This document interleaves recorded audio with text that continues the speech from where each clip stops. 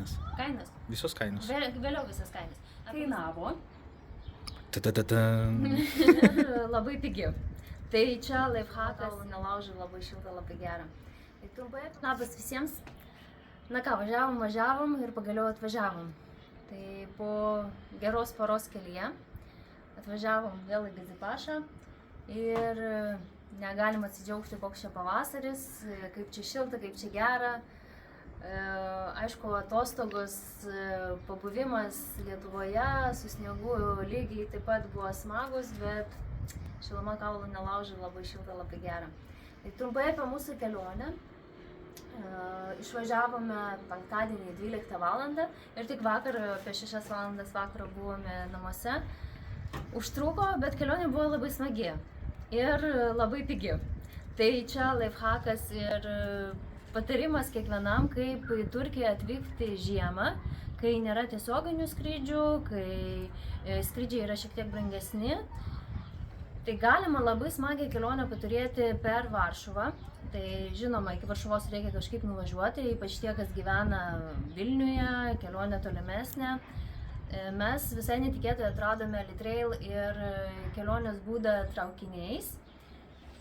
Žinoma, kelionė irgi užtrunka apie 8 valandas, bet traukiniu važiuoti nepalyginamai komfortiškiau nei autobusu ir mes net nepastebėjome, kaip tas laikas prabėgo.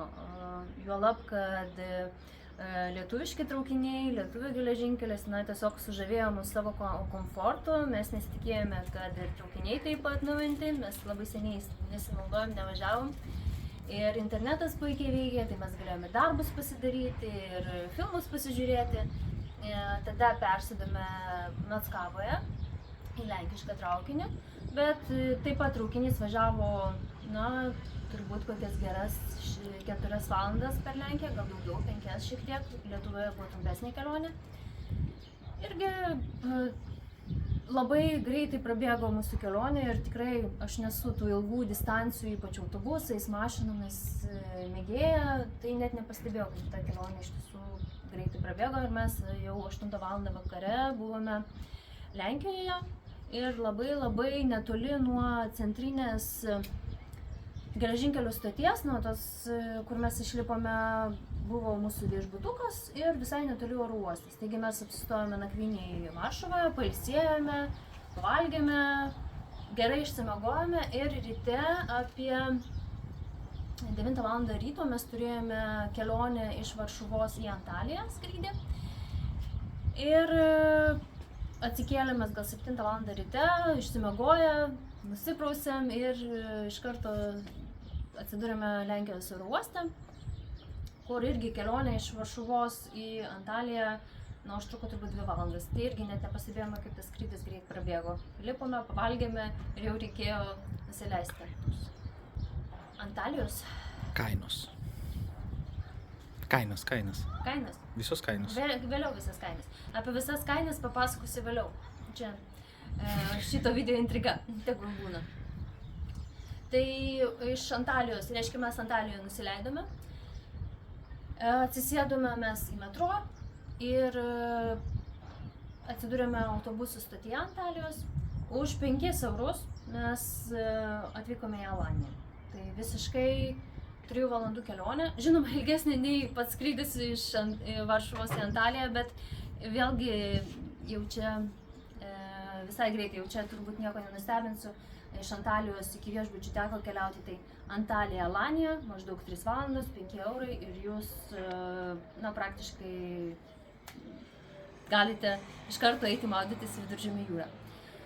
Tai nuo Alanijos mes, kadangi ne Alanijoje gyvenam, o Gazipašoje visiškai šalia, užtruko dar 20-30 minučių ir mes jau buvome namie vakare. Tai dabar pati intriga, apie kurią pasakojau, mūsų kelionė iš Vilniaus iki Gazipašos kainavo. Ta-ta-ta-tam. Kiek kainavo? 70 70 su centuku. 70 eurų. Mūsų kelionė, grubiai tariant, čia jau skaičiuojavus, tai reiškia pats skrydis, pradėkime nuo pradžių. Vilnius, Varšuva kelionė traukiniu kainavo 25 eurus. Taip. Skrydis iš Varšuvos iki Antalijos kainavo 39 eurus, perkant prieš mėnesį. Taip. Ir kelionė, jau minėjau, iš Antalijos iki Alanijos kainavo, iki Gazipašos netgi mums kainavo Jo. 5 eurus. Tai ir dar nakvynė Jo. dar kainavo 11 eurų per žmogų. 11 eurų žmogui, nes apie 33 eurus sumokėjome už kambarį, kuriame Taip. buvome apsistoję. Tai va taip, pigiai ir Patogiai. gana patogiai galima atvykti iki Antalijos, Alanijos, iki bet kurio pietų Turkijos miesto. Taip pat galite iš Antalijos nuvykti nesunkiai į Kemerą, pasiekti kažkurį viešbutį, jau čia transferas. Jau pagal Bet jūsų kur? pasirinkimą galite važiuoti taksų, galite pasirinkti transferius, yra transferinės įmonės, kurio tu O užsiema. gal mes galim padėti? Mes galime padėti organizuoti jūsų tą kelionę ir pasirūpinti jūsų apsistojimu Gazipašoje, jeigu jums tai įdomu ir jeigu jums tai aktualu. Visai neseniai turėjome svečius ir jie čia užsibuvo apie mėnesį, gal šiek tiek daugiau. Maudėsi, nes jūra šilta, žmonės maudėsi ir šiandien. Šilta palyginti mūsų lietuvių įpročiams ir palyginimu su Baltijos jūra, jinai tikrai šilta, jinai ir dabar apie 20 laipsnių. Tai tikrai maudytis galime. Aišku, gal nepasiplaukiant, ne taip ilgai besimėgavant, bet saulutė šilta. Mes šiandien pietavome, pusryčiavome balkone, tai mes tiesiog vėl grįžom ir prisiminėm, kaip gera būti rastis lauke. Šiandien sekmadienis, mes kad ir po kelionės atsibūdome, iš karto išskubėjome į lauką ir va jau kelias valandas iš jo ir neišeidom. Tai tikrai, jeigu norite atvažiuoti žiemą, apsirūpinti vitaminais, pavalgyti skanių vaisių, daržovių, pasimėgauti saulę, pasivaikščiojimas pajūryje, tai tikrai geras būdas atvykti ir pasibūti, kai nėra turistų, kai yra geras oras ekskursijoms, kelionėms aplinkui, nes vasarą gali Mesgi būti padėsim per karšta. visiems. Mes visiems padėsim, visiems patarsim. Kviečiu pasižiūrėti, kaip atrodė mūsų kelionė. Iš snieguoto ir šalto Vilniaus lygiai 12:30 pajudėjome Kauno kryptimi. Traukinys, kaip minėjau, labai patogus. Taigi, besigrožėdami vaizdais pro langą, visai netrukus pasiekėme Kauno geležinkelio stotį. Pirmasis sustojimas ir toliau traukinys judėjo Marijampolės kryptimi.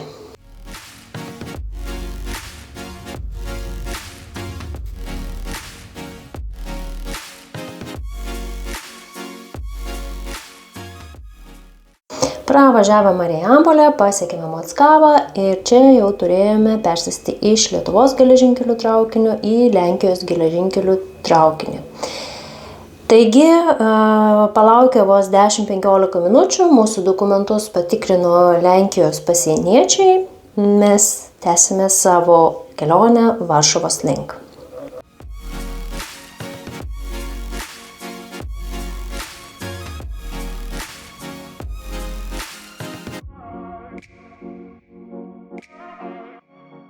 Tai gal kiek daugiau miškų vakarų kryptimi ir kiek mažiau sniego, riedėjome toliau.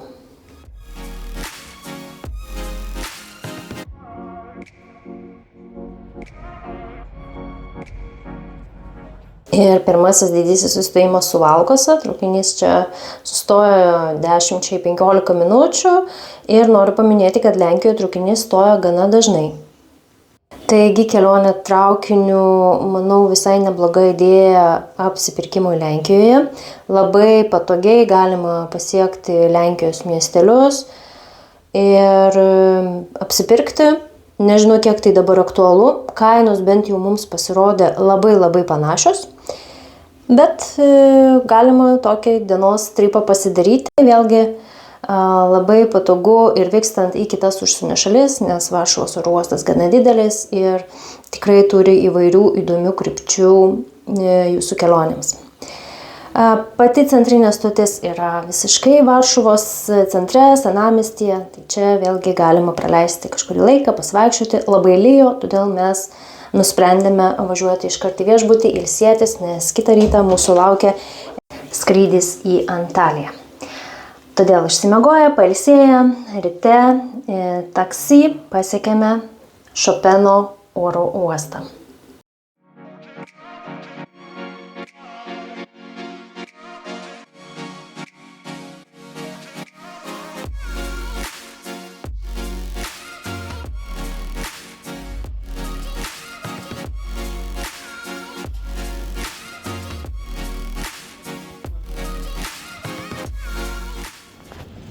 Labas rytas, antroji mūsų kelionės diena. Šiandien anksti ryte atsikėlėm ir iš viešbučio iš karto čia šalia sustojom prie oro uosto. Atvykom į oro uostą, skrisim toliau.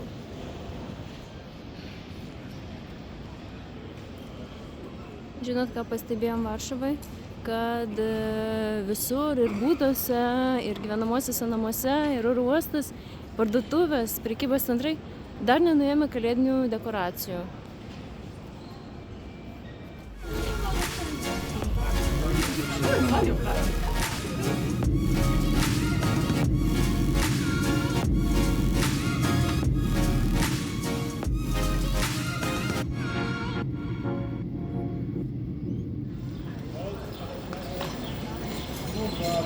Iš Antalijos oro uosto metro mes pasiekėme centrinę autobusų stotį ir iš ten pirmuoju autobusu, kuris vyko Alanijos link, iš karto jį šokome, nuvažiavome į Alaniją. Tai pakeliui tokie gražūs vaizdai, vaivorykštė mus pasitiko ir 20 laipsnių šiluma.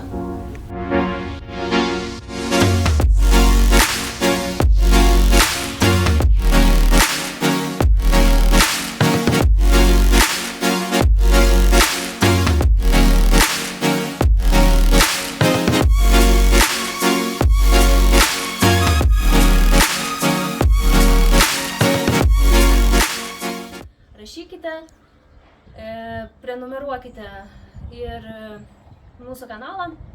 Čia bus daugiau patarimų, bus daugiau video ir daugiau... Pasidalinkit. Irgi. Tai rašykite savo komentarus, pasidalinkite mūsų kanalu, prenumeruokite mūsų kanalą, nes čia bus daug video. Aš tikiuosi, kad visa informacija jums yra aktuali, įdomi ir iki kitų pasimatymų. Iki.